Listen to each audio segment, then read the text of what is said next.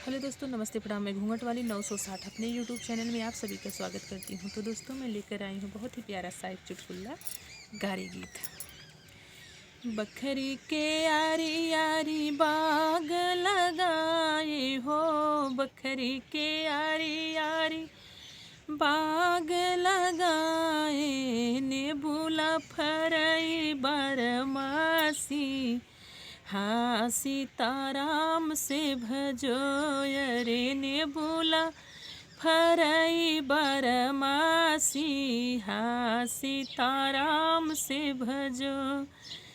Nebula तोड़न गैली दूल्हा के बहिनी हो, नेबुला तोड़न गैली दूल्हा के बहिनी, अरे ओ न कर रुझल साड़ी, हाँ सीताराम से भजो, अरे ओ न कर रुझल साड़ी, हाँ सीताराम से भजो।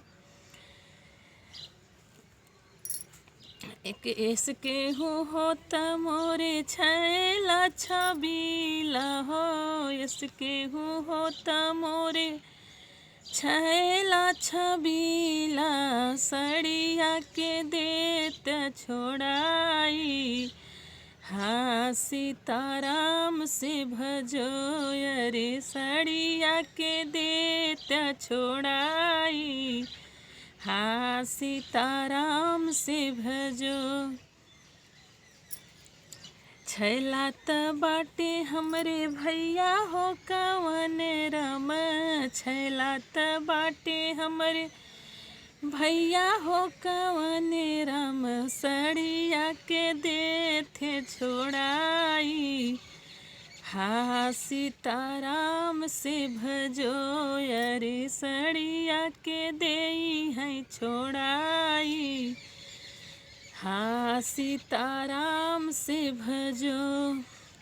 तो दोस्तों, था मेरा प्यारा सा चुटकुला धमाकेदार गारी गीत। ऐसे ही सबको लगा कर गाना है।